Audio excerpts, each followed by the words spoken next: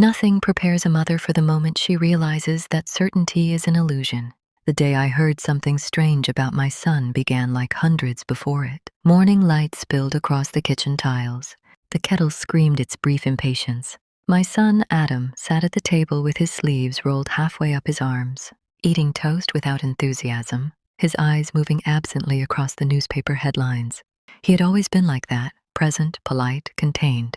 If you had asked me then to describe him, I would have said dependable, predictable, safe, the kind of boy teachers praised quietly and neighbors barely noticed. A boy who did not attract rumors. That was why the words unsettled me so deeply when they arrived. Mrs. Calder stood at the edge of my gate just after noon. She did not come closer. She never did when she carried news that was not meant to be spoken loudly. "I don't want to alarm you," she said, adjusting her cardigan, eyes darting toward the road. "But I thought you should know. There are things being said about your son." I laughed softly, reflexively. A mother's defense is often laughter. "Teenagers," I said. "People always talk." She hesitated. That hesitation stayed with me longer than her words. "It's not bad," she added quickly. "Just strange, strange."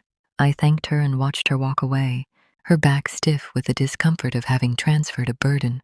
That evening, Adam came home at his usual time. He washed his hands.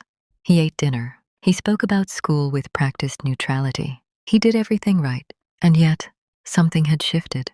Trust does not break loudly. It erodes quietly, grain by grain. That night, I lay awake listening to the house breathe, the familiar creaks, the wind brushing against the windows. I told myself I was being foolish. I reminded myself how easily suspicion grows when fed by half-formed comments. Still, when Adam mentioned he would be late, the next afternoon, because of a group project, I noticed how quickly he said it, how prepared the explanation seemed. I did not confront him. Instead, I watched. The watching began innocently. I noticed small things. He checked the clock more often. He guarded his phone. He showered immediately after returning home, as though shedding something unseen. None of it proved anything. All of it unsettled me. On the third day I followed him, I waited 10 minutes after he left. Enough time to avoid coincidence.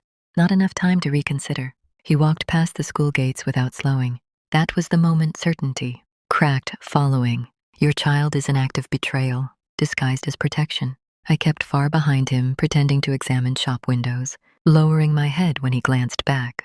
He moved through unfamiliar streets with ease, cutting through alleys, nodding at people I did not recognize. It struck me then how small my knowledge of his world truly was. When he reached the abandoned community center, my heart began to pound.